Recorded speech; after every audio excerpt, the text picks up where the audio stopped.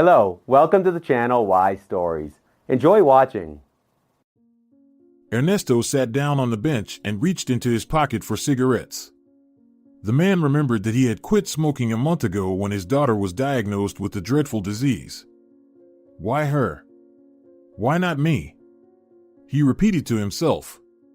Lord, if you're there, in heaven, why would you allow such an injustice? She's a child, a pure, sweet child. She didn't even have time to commit any sins.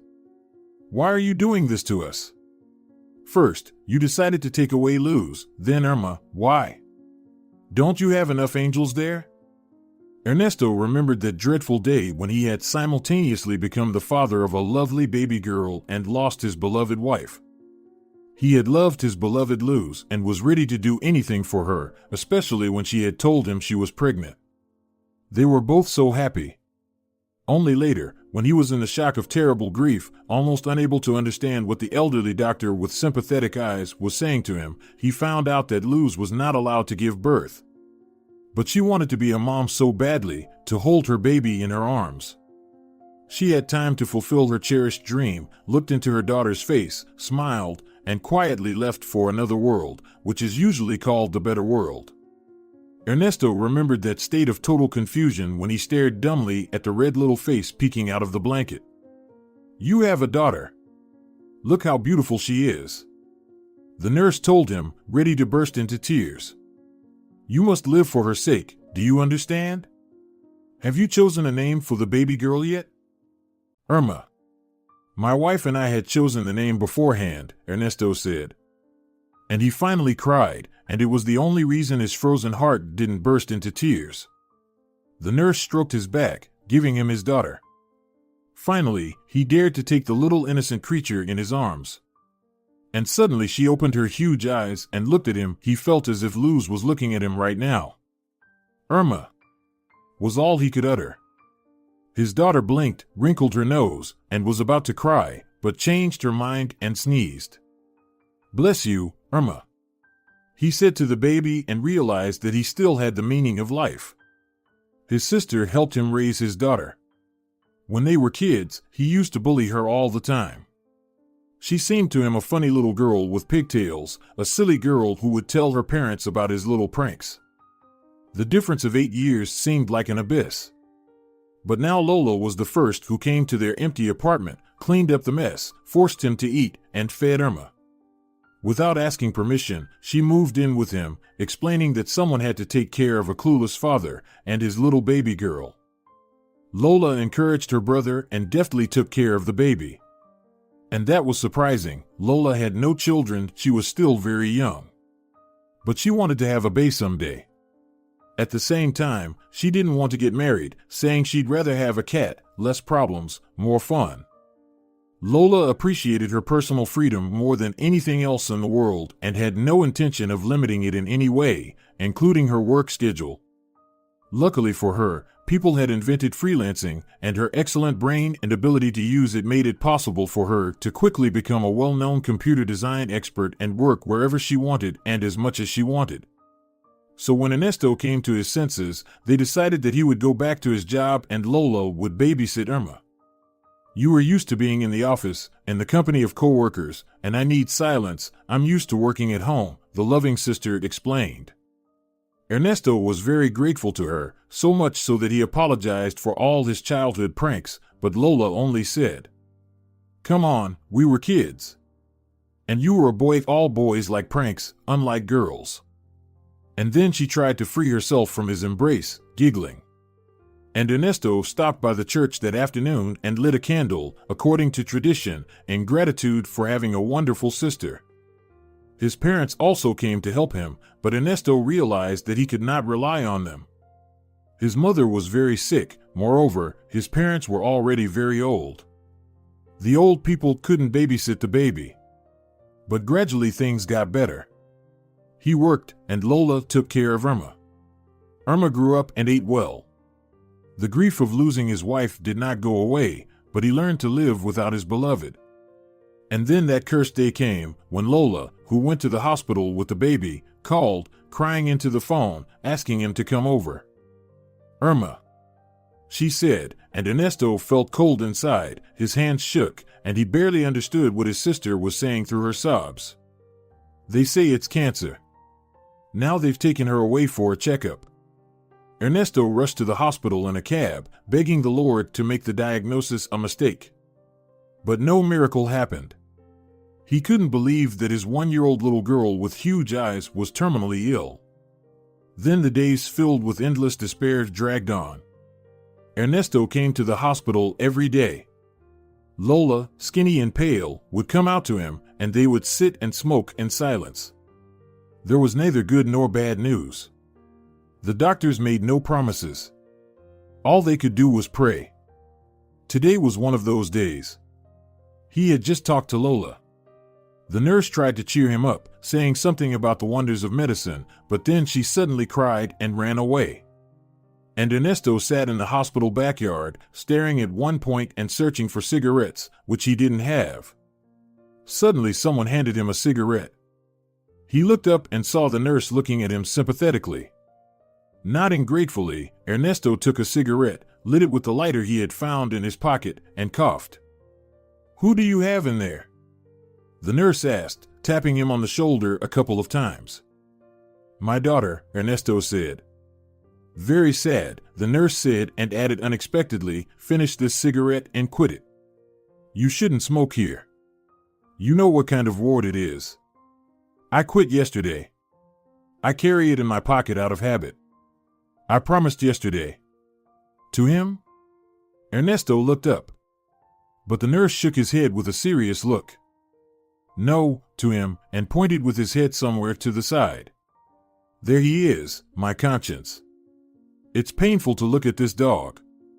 He's sitting and waiting here for a long time. But the woman he's waiting for has died. She got here yesterday and died an hour later. We all knew her well. She used to come here with her dog. She used to bring sweets to sick children. A bright soul, very kind. But now Irma is in the kingdom of the Lord." Ernesto shuddered as if struck by a blow. "Why are you pale, man?" The nurse got worried. "What are you scared of?" "That's my daughter's name. Irma," Ernesto said. "She's been here for a month. My sister is looking after her." "Oh, what a grief." He shook his head. "How old is she?" 1 year old, Ernesto felt a lump in his throat. Why should she suffer such a misfortune? God works in mysterious ways, the nurse crossed himself. Ernesto suddenly felt an attack of rage. Maybe there is no God. He shouted angrily. We've made up something to comfort ourselves. No one needs us there, in heaven. Astronauts fly to other planets, there is no one there. It's your grief that speaks in you, the nurse said sympathetically. It is not where you should look. Look in your heart. Right, Paco? Ernesto felt a touch and lowered his eyes. A shaggy red dog sat at his feet and looked him straight in the eye. Then the dog barked once and went back to its usual place, under the porch of the old hospital building. See, he doesn't approve of your thoughts, the nurse explained. The dog, seriously? Ernesto grinned. This dog is smarter than we are, the nurse said. When Irma was delivered by ambulance, he ran after the car all the way. And when he realized that he couldn't enter the hospital to follow Irma, he crawled under the porch and waited. He didn't eat anything. He just sighed like a human and whimpered. The girls from the kitchen gave him some meat, he didn't even look at it. How can I explain to him that Irma is gone? We chased him away, he won't leave. Are you listening, Paco? Suddenly the dog barked briefly as if he was responding. Ernesto felt uncomfortable, the dog's eyes were so intelligent. We called him Paco, the nurse added. Maybe he's Coco, or Rocky, who knows? The nurse got up from the bench and looked at Ernesto once again. You have to believe. Your daughter is alive, she is fighting. So there is still hope. Hold on, boy. And, turning around, he walked away in the direction of the main building. I'm holding on, Ernesto replied with a sigh, though the nurse didn't hear him. But the dog had heard him instead. A muffled whine came from under the porch. Ernesto got up, walked to the porch, and squatted down. Paco raised his head. The whimpering changed to barking. "Don't be afraid." Ernesto realized he should be more afraid. The dog is so big. If he bites, the wound will be huge. But now the man and the dog had some strange connection. "You see, dog," Ernesto began, trying to speak in a calm voice. "It happens like this. The most dear ones leave and you can't wait for them anymore. They say you have to move on. I have almost succeeded and you will do the same. Run away from here. Maybe you'll have new owners, a nice cozy house, and your own bowl. What do you say?" Ernesto looked under the porch, and his heart burned with a sharp pain. Tears were flowing from the dog's eyes. "Come on, buddy, stop crying." He reached out his hand, touched the red hair, and scratched the dog behind the ear. If only tears could help. Paco crawled out from under the porch, put his head in his lap, and sighed heavily. "Hold on, boy." Ernesto involuntarily repeated the words of the nurse. "I have to go, I'm sorry. I'll come back tomorrow and bring you some treats. Cheer up." The dog looked as if he understood and crawled back under the porch. Ernesto felt a little better. Maybe it was because he had talked to the nurse, who had witnessed too much grief and tears in his life. Or maybe it was because he felt ashamed of the dog. The dog was waiting for a human who would never come back. But he still had a chance. That night Ernesto fell asleep almost immediately for the first time. When Lola and Irma were in the hospital, he almost couldn't sleep. He tossed and turned, smoking on the balcony, chasing away dark thoughts, and usually fell asleep only in the morning. Tonight, for some reason he thought of the dog, who remained waiting for his dead human. His eyes were so attentive, so full of longing. "Irma will be all right," he said aloud, just to hear his own voice. He has a very strange dream. He found himself in a room full of people. They stood in silence, waiting for something. One figure caught Ernesto's eye. A young girl in a long white dress with golden hair falling over her shoulders was looking at him as if she wanted to say something. He tried to get closer, but everyone blocked him and pushed him farther away from the girl. For a moment it seemed to him that the stranger was holding the hand of a child, a blond boy about 5 years old. The girl looked at him with a pleading gaze, her lips were stuck together, and couldn't say a word. The boy cried silently. Then the dog appeared, caught Ernesto by the sleeve, and dragged him toward the girl and the child. He almost touched the boy's outstretched hand and woke up. Glancing at his watch, he realized that he had slept for 7 hours and he felt refreshed and full of energy. He also felt as if the cold palm that had been squeezing his heart had slowly let go and allowed him to breathe. Things were going well at work, too. He even made a few jokes with his coworkers. There were whispers behind his back. The cleaning lady whispered, "His daughter must be getting better, thank God. He even looks much better now. God willing, everything will be all right." Ernesto went to the hospital after the end of the working day. On the way, he stopped by the supermarket, got some goodies for his girls, and, following a sudden impulse, got a big bag of dog food. The dog was still there. Ernesto heard the dog whimpering. "Paco, come here," he called to the dog, squatting down and peering under the porch. Paco lay with his head resting on his paws and looked at the man. "Taste it, it's good." Ernesto put some food in the bowl. Paco sniffed and turned away incredulously. "No, buddy, you need to eat something." Ernesto decided to be persistent. "You need energy." The dog turned his shaggy head and sighed loudly.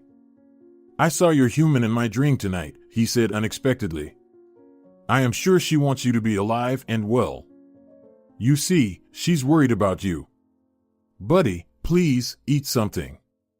"It won't work," the same nurse said from behind. "We've tried to feed him more than once, but he refuses. He only drinks water. He's completely exhausted. Please, eat at least a little," Ernesto kept urging the dog. He put a few pieces on his palm and held them out to Paco. Your human would like you to eat, she's watching you from heaven. Paco sniffed, glanced at Ernesto, and carefully took a piece from his palm, swallowed, and ate the rest of the food that was on Ernesto's palm. What a miracle! You did it! The nurse was surprised. Not listening to him, Ernesto moved the bowl to the dog. Paco ate greedily. Apparently, he was very hungry. He was a very clever dog. He ate half of it, stopped, and drank some water. Good boy. Ernesto praised him. Your human would be proud of you. Paco moved closer to him and snuggled near his feet. Ernesto began to scratch him behind his ear. Lola ran out to him and caught this picture. Wow! How did you manage to make friends with that grumpy dog? She was surprised, kissing her brother on the cheek and squatting down to pet the dog. Everyone here knows him already. He doesn't let anyone else touch him.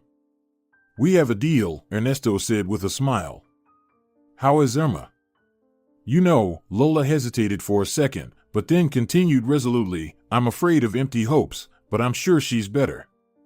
She woke up this morning with pink cheeks and asked for food. And she's barking. She's what? Ernesto thought he'd misheard. She is barking, Lola repeated. Like this, aw, aw, aw. Irma was a clever girl. She had been saying the words mommy and daddy for a long time, mumbling something in her own childish language. But after her mother died, she stopped saying anything. She used signs to indicate what she needed. And here's the news, the daughter is barking. Miracles, indeed.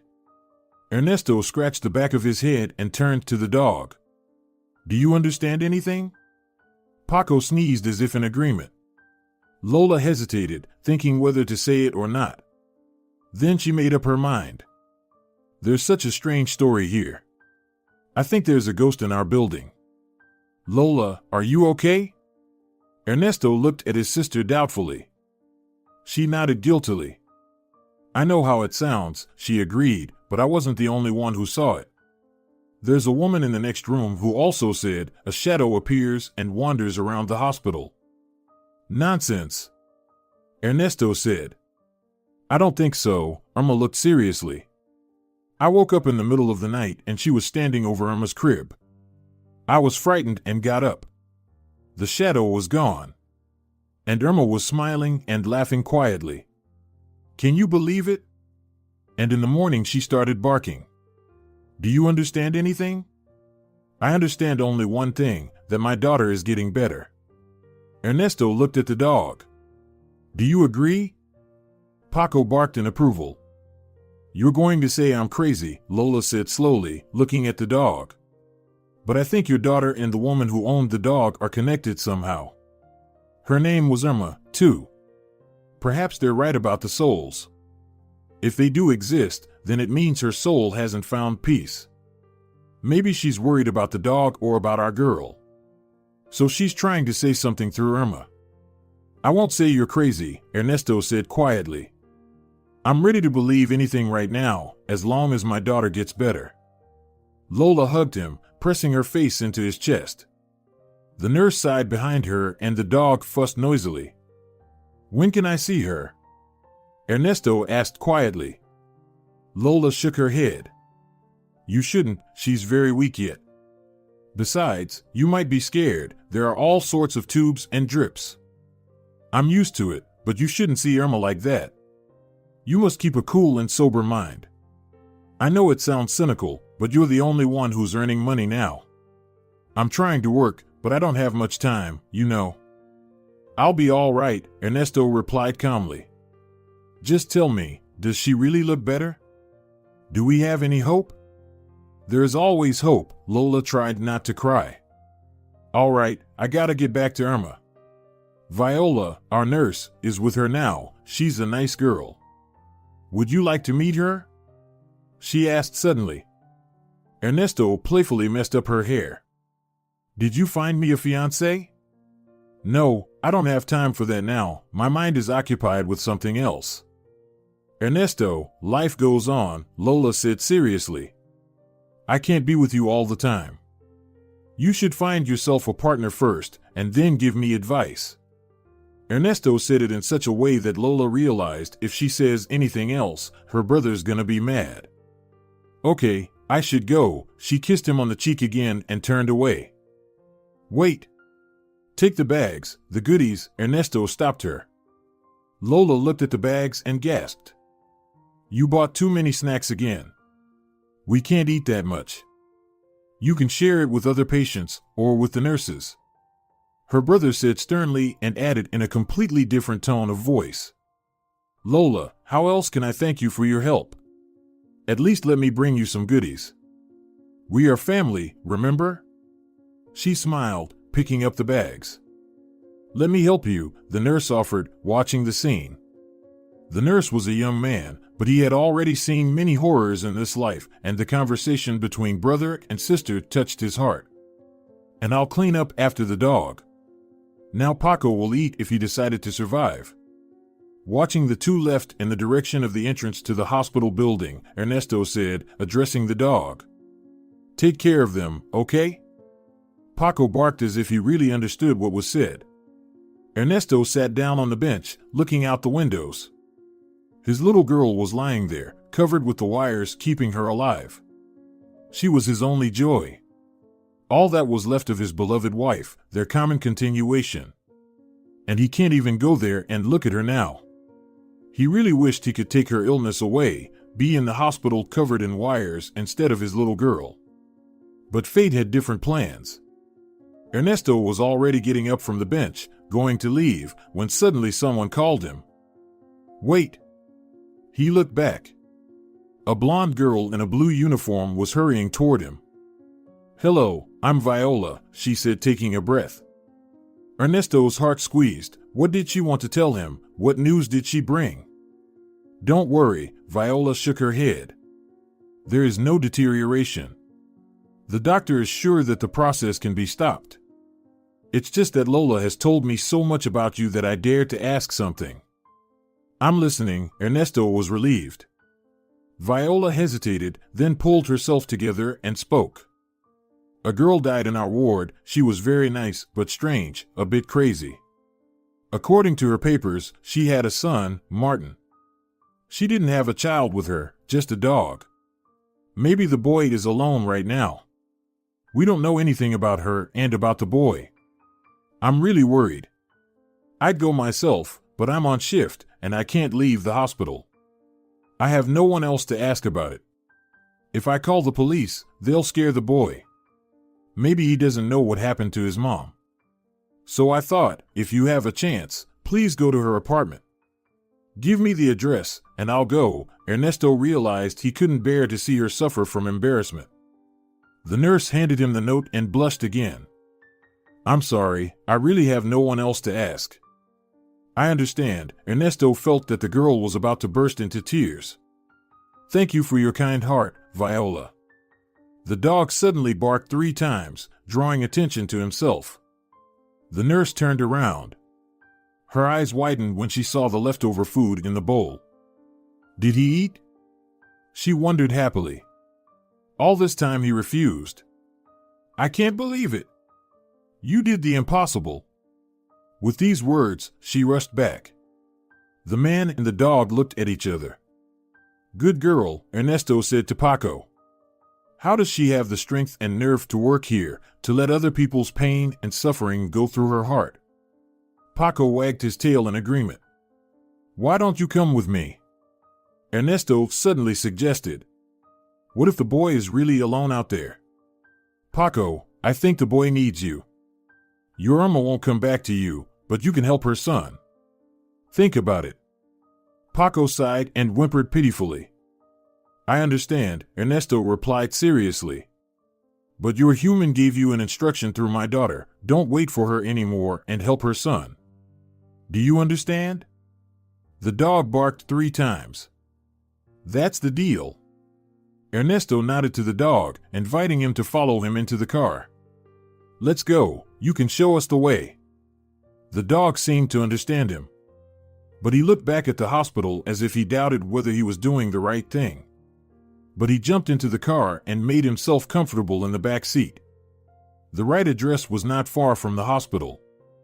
Ernesto checked the address written in neat handwriting and looked around, examining the rows of identical gray buildings. Suddenly, Paco helped him. The dog got out of the car and headed toward the nearest building, whining impatiently and looking back at Ernesto. Ernesto followed the dog, convinced that the dog really knew the right way. The right apartment was on the 3rd floor. Ernesto listened. There was silence behind the door. The man rang the bell. No one opened the door. But for some reason, Ernesto imagined a boy standing on the other side of the door, listening breathlessly. "Martin, please open the door," he asked in a soft tone of voice. There was silence behind the door. Paco came closer and barked 3 times. The door immediately opened, and a boy of about 6 years old looked out. He looked scared and brave at the same time. He rushed to the dog, hugging him with both arms. Then he raised his huge eyes to Ernesto. "Where is Mommy?" he asked. "They took her to the hospital. Is she all right? Will you take me to her?" Ernesto felt that he, a big guy, was about to burst into tears from helplessness. He didn't know how to tell the boy something that would turn his life upside down. "May I come in?" he asked instead of answering. "Mommy says we can't let strangers in," the boy explained seriously. "That's right," Ernesto agreed. He almost added that it was not a good idea to open the door to strangers either. But it was not the best time for educational talks now. "But Paco is not a stranger to you, is he?" "Paco?" the boy asked, turning his gaze back to the dog. The dog barked as if in agreement. "Is that his name now? What did your mom used to call him?" Ernesto realized he had said it in the past tense, but it was too late to correct himself. "Just a dog," the boy shrugged. His lips trembled and he stared at Ernesto. "Mister, when is Mommy coming back? Is she very sick?" "You know," Ernesto began, but the boy seemed to understand everything already. His eyes rolled back and he would have fallen to the cold concrete floor if Ernesto hadn't picked him up. He carried the boy into the apartment and the dog followed them in. Putting the boy on the sofa, Ernesto looked around for a first aid kit. Suddenly he realized he didn't know how to bring the child to his senses. The room was shockingly poor, but it was clean and tidy. Paco came to the rescue. He walked up to Martin and licked his face. The boy opened his eyes and asked, "Mom died, didn't she? Is she an angel now?" Ernesto sat down next to him and took his hand. Martin looked at him with eyes full of tears. The dog lay beside him, resting his head on his paws and breathing heavily. "Mister, don't cry," the boy said suddenly, trying hard not to burst into tears. "Mommy said she would become an angel and would always look after me. She said she'd live in a better world without pain and suffering. And she said she'd send a friend to look after me and he'd take care of me. She sent you, didn't she? The dog came with you. So Mom was talking about you." "That's right," Ernesto confirmed. "Mom came to me in a dream and explained everything, and Paco the dog showed me the way." Martin looked at the dog and thought, "Let him be Paco, that name suits him." "Mister, what is your name?" he asked suddenly. "Ernesto," the man replied. "You can call me Ernesto." "Okay," Martin agreed and added, "Ernesto, what are we going to do now?" Ernesto was silent for a moment, thinking over the answer. He didn't know what to do now. If he sent the boy to an orphanage, his life would be ruined forever. "First of all, we need to feed you," he decided. "Have you eaten anything?" "Dumplings," the boy nodded. Then he lowered his head and added, "But that was yesterday. I washed the dishes, honestly." "Well done," Ernesto said. "Stay here and I'll cook something." The kitchen was perfectly clean. All the dishes had been washed, but the refrigerator was completely empty. There were some jars of cereal, but Ernesto didn't want to start cooking now.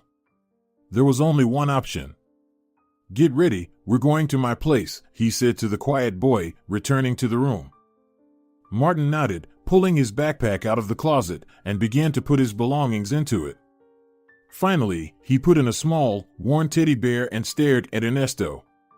Then they both looked at the dog. "Why are you lying down?" "Pack your belongings," Paco Ernesto said sternly. The dog lifted one ear as if to clarify what he meant, then went to the kitchen and returned with a bowl in his teeth. "Great, we can go."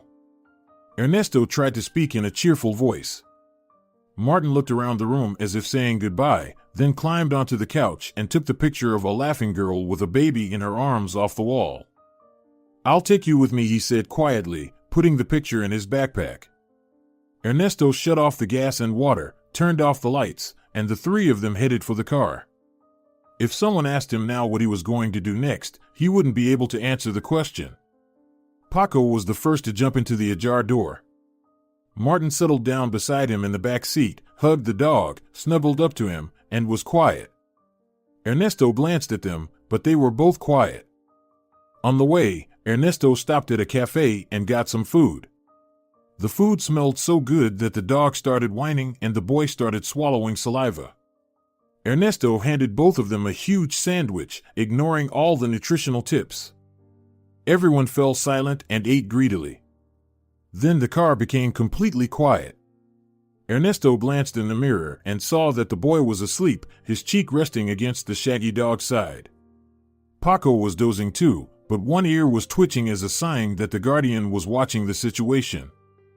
Ernesto carried the skinny boy, who seemed almost weightless, into his apartment. The dog came after them, sniffed all the corners, and lay down near the entrance, showing that he had chosen his place. Ernesto put the sleeping boy on the sofa, took off his shoes, and left him to sleep, covering him with a blanket. Then he poured water into the dog's bowl, put the purchased food in the refrigerator, and sat on a chair, thinking, what should he do next? No brilliant ideas came to mind, and he decided that he would talk to Lola tomorrow, but in the meantime, he should get some sleep. As he passed the room where he had left the boy, he heard a quiet cry. "Martin, what happened?" he asked quietly, approaching the child. It was hard to think of a more stupid question. Just a couple hours ago he had informed the boy that he was now an orphan. The boy didn't answer, and Ernesto realized that he was crying in his sleep. He sighed and lay down beside him, hugging the boy. The crying stopped. In a minute Ernesto fell asleep. If he had any dreams that night, he didn't remember them. He woke up early in the morning to the feeling that his arm was stiff. When he turned his head, he saw a boy's head on his shoulder and realized that even in his sleep he had been afraid to move and wake the child. He got up slowly and went to make breakfast. He still didn't know what he should do now. Probably he should call somewhere to inform special authorities. What if he has relatives? He doesn't know anything about this boy or his family. Paco entered the kitchen. The dog yawned, wagged his tail, and showed that he had everything under control. It was hard to believe. Just yesterday the dog was longing without his Irma, refusing to eat, and now everything changed. Paco came to him, snuggled into his lap, and whimpered softly.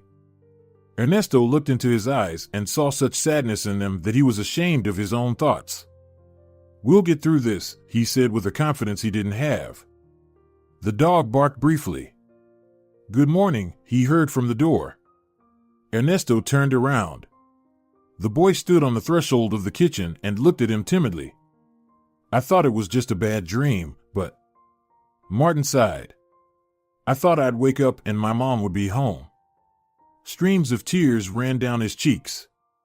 Ernesto took a napkin, squatted down, and wiped his face. "It's really hard to accept," he said quietly, "that a loved one has gone to another world and will never come back. My wife died a year ago, and I still hope she's waiting at home. Now my daughter is in the hospital. She's a little girl, but she's fighting. You should fight, too. We both have to be strong, you know?" "I'll try," Martin whispered. "Do you have a grandmother or grandfather? Maybe a father?" Ernesto asked cautiously. He realized he might hurt the boy by asking such questions, but he had no choice. The boy shook his head. I had only Mom and the dog, Paco. We got him when he was a puppy. They wanted to drown him, but Mom took him away and yelled at the mister who was drowning the puppy. He got scared, gave us the puppy, and ran away. Believe me, Ernesto said carefully, choosing the right words, your mom will always protect you, even if she's not around. And Paco will, right? The dog barked in agreement. And you? The boy asked hopefully. And me, Ernesto answered.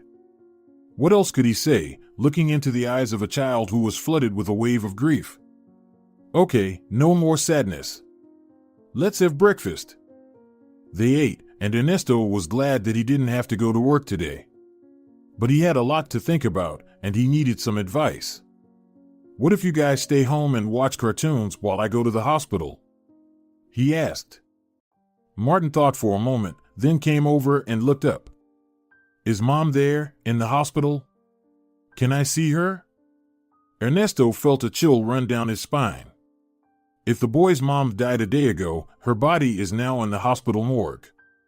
What do they do with such unfortunate people who have no relatives? Probably they bury them at the state's expense. She didn't deserve this. They need to find out where she'll be buried so the boy can visit her.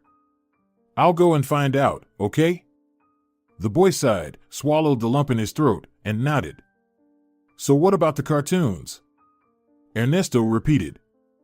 Martin looked at him condescendingly. I'm not a little boy. I'd rather read a book. Ernesto nodded.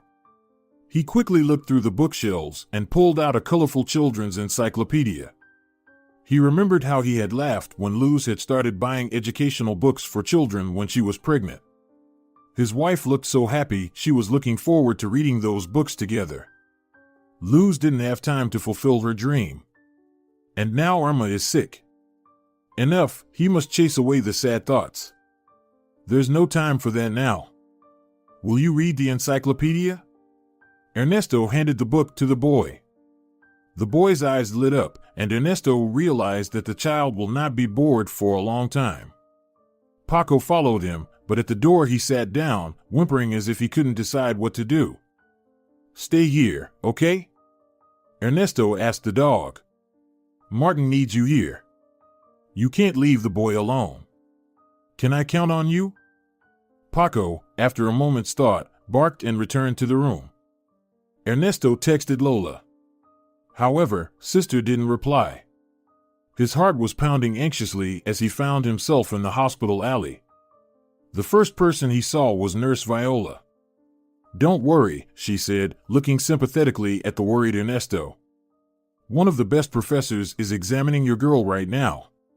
It is a blessing that he has come to our hospital. They say that everyone he has treated successfully recovered. Our sister is there right now. The phone should be off during the treatment, but I saw you arrive from the window. Did you find the boy? The boy's fine. He's at my place now, reading books. Ernesto felt relieved. Surely the nurse knows what she's talking about. If this professor is such a legend, he'll be able to help his daughter. And the dog? Viola looked under the porch. The dog is there too, with Martin. Ernesto smiled. How's Martin? Viola asked cautiously. Probably crying all the time? He's doing fine, though it's hard for him, Ernesto said. He asked when he would be able to see his mother. They're burying her tomorrow, Viola sighed. All the hospital staff donated to bury her properly, with a wreath and flowers. We all knew her. A very strange but nice girl. She came to play with children and talked to old people for hours. They say she was blessed. Everyone who knew her is crying now. Many want to go to the funeral to say their last goodbyes, both medical staff and patients. Ernesto handed her some money. This should be enough for everything you need for the funeral. Viola recoiled as if he were handing her not the money but a snake. I can't take it, she whispered fearfully. If you can't do it yourself, ask someone to help you, Ernesto shook his head. I need to see Lola and then go home. The boy is all alone out there, well, with a dog. Oh, isn't it Lola? Viola suddenly asked, pointing to the window. Ernesto turned around. He saw Lola standing near the window, and she was holding Irma. Ernesto exclaimed. It seemed that he had not seen his daughter for such a long time. She was also waving to him and seemed to be smiling. He wanted to believe she was smiling. I guess I was right, Viola's voice sounded happy. She'll be all right now. I will go and stay with the baby, so Lola can come here and talk to you. His sister rushed out to him as soon as she was able to hand Irma to the nurse. She looked excited and happy. Ernesto, you don't know what kind of man that doctor is. He's a tough guy. Everyone is afraid of him, but the children like him very much. He's like a magician. There is so much magic and charm in him. Lola, have you fallen in love? Ernesto laughed. His sister stopped talking, blushed, and said, No. He's old, he's about 40, and he's probably married. Find out if he's married, Ernesto teased her and asked in a more serious tone. What did he say about Irma? He said that the dynamics are positive and there is hope for a full recovery, Lola answered sharply, changing her tone. He said that? Ernesto asked again. I asked him the same thing, Lola nodded. And he looked at me from under his glasses and said sternly, Young lady, if Rodriguez says that the patient will recover, there can be no doubt. I really want to believe him. So do I, Ernesto echoed. Lola, there's one more thing we need to discuss. He briefly explained the situation. Lola thought about it, bit her lip, and suddenly said, Maybe that's what Irma wanted to say when she started barking. Well, not she, but the other Irma, the boy's mom. Lola, you always like to read fiction, Ernesto shook his head but didn't object. Maybe you are right, but still, what should I do with the boy? The simplest solution is to call the guardianship authorities. You can take the dog to a shelter. Lola said. Ernesto shook his head negatively.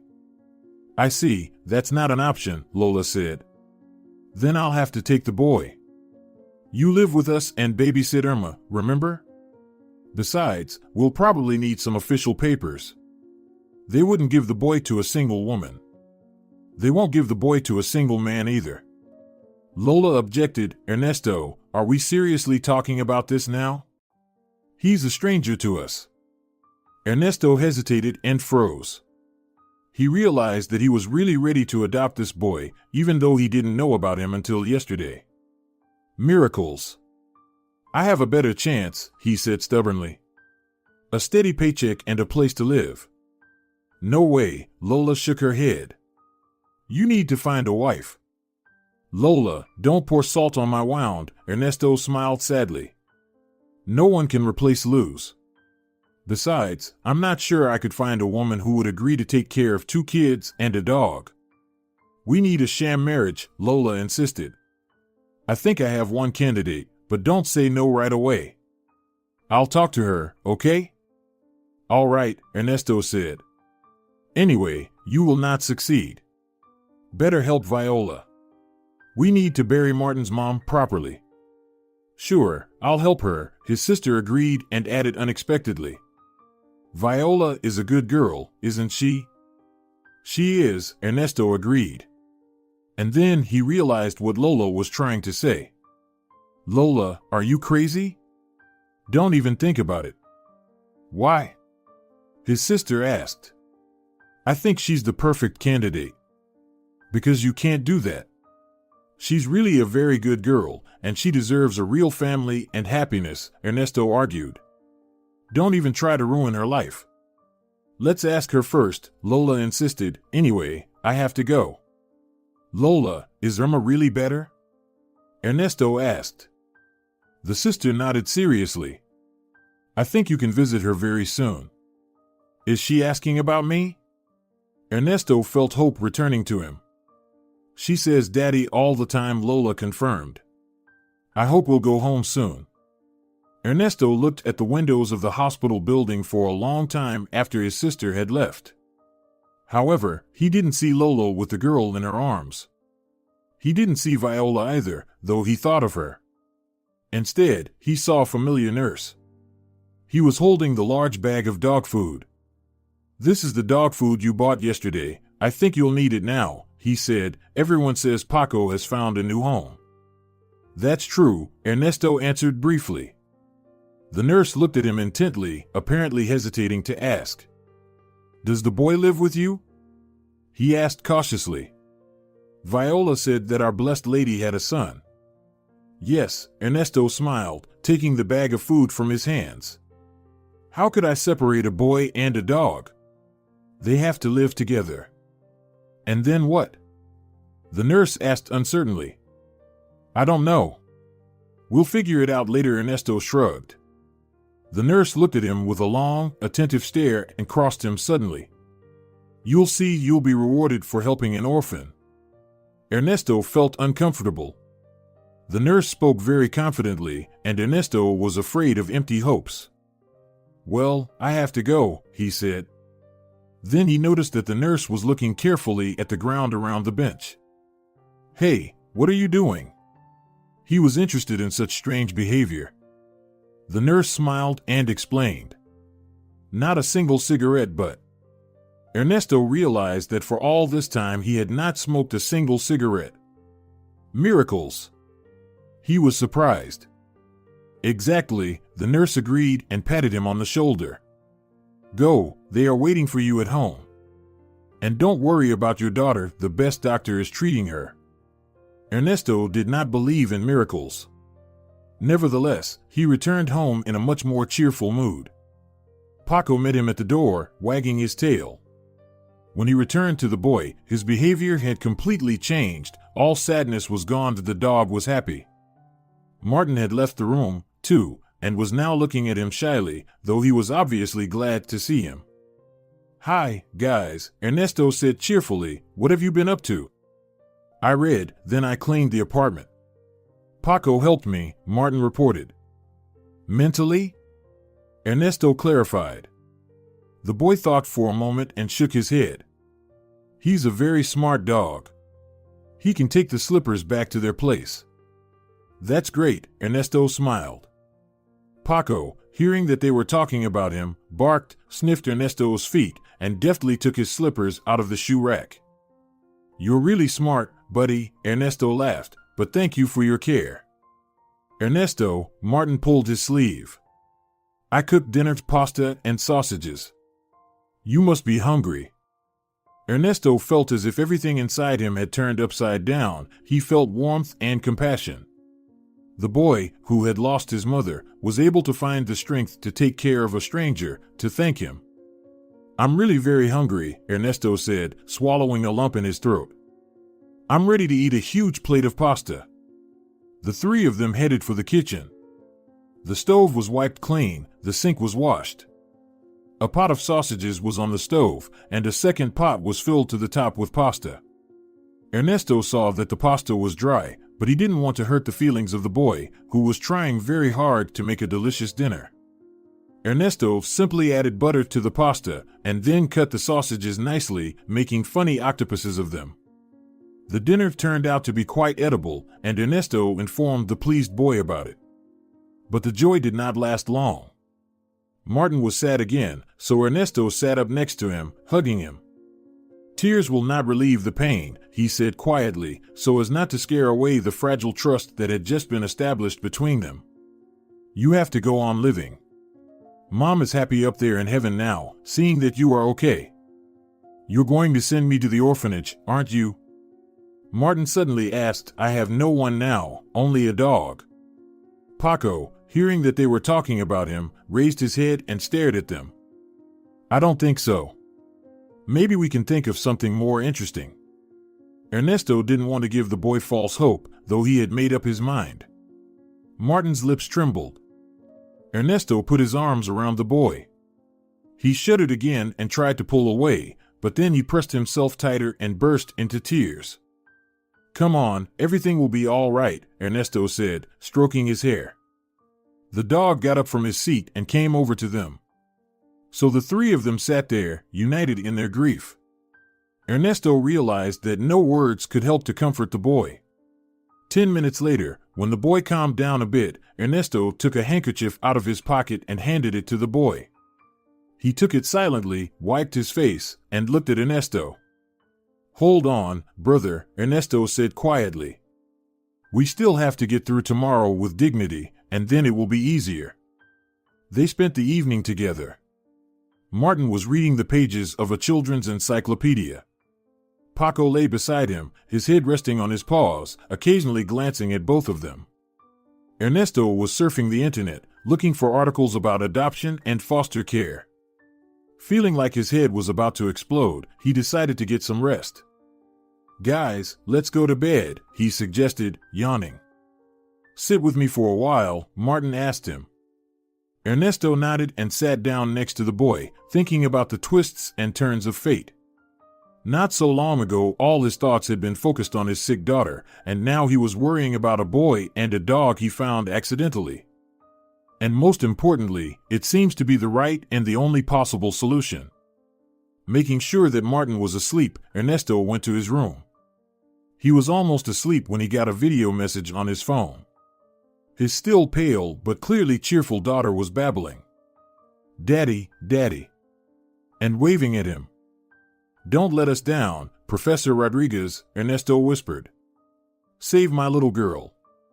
At night he dreamed of something good and warm, and in that dream there was that girl again, Martin's mother. She smiled and said that everything would work out. Now she knew that for sure. The next day the cemetery was unexpectedly crowded. Not only the doctors and nurses, but also many patients came. They all loved Irma. Many people were crying. Ernesto squeezed the boy's hand tighter. Martin stared at the open coffin. "I can't," he whispered, struggling. "I'm afraid." Ernesto was about to say that there was no need to say goodbye, that the boy had had enough of the shock, but someone's warm hand touched his palm. He looked back and saw Viola. The girl squatted down in front of Martin and spoke affectionately. "You need to say your last goodbyes, dear. Let your mom go, otherwise she'll worry about you and won't be able to be happy in heaven." Martin sighed, closed his eyes, pulling himself together, then reached out his hand to Viola and looked at Ernesto. Ernesto took his other hand. The three of them walked toward the coffin. People parted, giving way to them. They came very close in silence, and Ernesto found the strength to look at the deceased. The girl was still beautiful, even after her death. Her face was soft and peaceful. "Mommy, don't leave me," Martin whispered. "Don't cry, dear," Viola said softly. "You have to let your mother go, but she will stay in your heart forever, believe me." Martin found the strength to kiss his mother on the forehead and stepped back, snuggling into Viola's arms. Ernesto thought Irma's lips trembled, but of course, it was only his imagination. Something large and shaggy squeezed between them. Paco approached the coffin. The dog stared at his dead owner for a long time, whimpering and staring at her. Ernesto saw tears roll from the dog's eyes. After that, Martin didn't cry again. He didn't cry even when the coffin was buried. He kept looking away, whispered something, then smiled. "What are you looking at, Martin?" Viola asked worriedly. "Mommy is standing there," Martin explained without turning around. "She doesn't talk, but I can hear her, can't you?" Ernesto looked in the direction the boy was pointing, and for a second he saw a white silhouette that radiated love and kindness. "I am grateful to you, Ernesto," he heard someone else's thoughts. "I know you will not abandon my boy. And you should know that your daughter will recover. Let your wife go, as my son let me go. One day, all those who love each other will be together in a world without pain and suffering. But for now, she wants you to be happy. Live your life to the fullest, and let new love into it. I have to go now, goodbye." Ernesto blinked, and when he looked again at the place where he had seen the girl in white, there was no one there. Paco went to that spot and lay down with his head on his paws. "Let's go home," Ernesto called out to him. The dog sighed but remained lying down. "Paco, let's go," Martin called to him. But the dog did not respond. Viola saved the situation. The nurse resolutely approached the dog, squatted down, stroked him, and talked to him. Paco raised his head, carefully looked at her. The boy and the man standing nearby stood up and obediently went to them. "What did you say to him?" Ernesto wondered. Viola shrugged. "Asked him to look after you. I think Paco's ready to fulfill my request." Ernesto stared at her, then looked at Martin, who was stroking the dog. "We need to talk," he said quietly. "Let's step aside." They stepped back. Suddenly Viola took out the money and wanted to give it to Ernesto. "I didn't spend much, here's the rest of the money." Ernesto shook his head. "That's not what I wanted to talk about. Please don't say no right away, okay?" Viola listened carefully to his confused explanation. Her face expressed confusion and doubt. "Are you talking about a sham marriage?" she asked, pulling herself together. Ernesto lowered his head. "I know it sounds terrible, but it's the best way to convince the guardianship authorities that I can be his father. Otherwise, Martin would have a very unhappy life." Viola thought for a moment, then lifted her chin proudly. Ernesto was sure she would refuse, but the girl replied, "Okay, I agree, we can apply today." Ernesto didn't even have time to be surprised and ask anything, but the girl turned around and walked towards the hospital. "Martin, how are you?" he asked the boy, though it was hard to think of a more stupid question. The boy looked at him seriously. "Paco feels really bad, he's a dog. He doesn't understand that Mom is in heaven now. He loved her very much. He doesn't know how to live without her." "We will help him," Ernesto said firmly. "We'll all be together now." "The three of us?" Martin asked. "Nope," Ernesto sat down next to the boy. "We also have Irma and Lola. You'll have a little sister now." "A little sister?" Martin said slowly. "What do you mean?" "You'll meet her soon," Ernesto said, smiling. "Ernesto," a familiar voice called out to him. He looked back and saw Lola coming towards him with a stroller. "Irma!" He rushed to his daughter. He felt like he hadn't seen his little girl for ages. "Daddy!" The little girl said loudly and pointed her finger behind his back. "There's aw. My clever girl, sadness has been replaced by joy. Yes, this is our dog, and this is Martin, your brother." "Martin," the daughter said carefully and laughed. "What a wonderful reunion," said a tall man in a white uniform and glasses. Ernesto didn't pay attention to him at first. There are indeed many miracles in this story, even though I don't believe in miracles. "Ernesto, this is Professor Rodriguez Gil," the blushing Lola explained. "You can call it Gil," the professor added, who turned out to be much younger than Ernesto had imagined from his sister's stories. "Soon you'll be able to take your daughter home. Her sudden recovery is a mystery to medicine. We'll keep her under observation, but the girl is almost cured." "It's not a mystery, it's a miracle." Lola put her hand over his mouth. The professor took her hand and kissed it. Lola blushed again, and Ernesto realized that there was more than one miracle. They returned home with mixed feelings. Ernesto realized that it was not appropriate to be so obviously happy in front of a boy who had just buried his mother. However, he was now confident that soon his daughter would come home, which meant that not only troubles were ahead, but also changes for the better. When Martin fell asleep, he texted Lola and asked for Viola's phone number. "Viola, hello, are you awake?" He realized that this was a very stupid way to start a conversation, but she answered, "I'm awake, I'm thinking about our conversation today." "I am thinking about it too." Ernesto didn't even wonder why she didn't ask who was calling. Everything seemed so natural. After all, he was not the only one who felt a thin thread stretching from heart to heart. "Have you changed your mind?" Viola's voice trembled. "Of course not." Ernesto tried to choose the right words. "It's just that the offer was so unexpected. I must have frightened you." "Not at all," Viola seemed to smile. I'm sorry for such a sudden proposal, but the situation is critical. I didn't even ask if you are single. Ernesto realized how surprising it was that she had agreed right away. I am single, Viola answered and added. A year ago, I broke up with a man who seemed to be the meaning of my life. I planned to start a family, to have children, but he betrayed me. He did not even deny that he cheated on me. He explained that men are polygamous by nature and nothing can be done about it. I chased him away and decided that I would no longer try to build a relationship based on feelings. So your proposal suits me just fine. Ernesto was convinced that she didn't believe herself. Viola, he said cautiously, what if something that starts as a sham marriage, for the sake of a child, turns into something real? Maybe someone up there decided to give a chance not only to the boy but to the three of us? Then it's four, Viola said after a moment's silence. You forgot about Paco.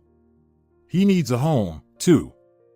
And love, she said this word uneasily, and Ernesto felt how much suffering this fragile girl experienced. She had lost faith in the possibility of simple human happiness. And now, he gave himself a promise to try to fix the mistake and convince her that a miracle is really possible.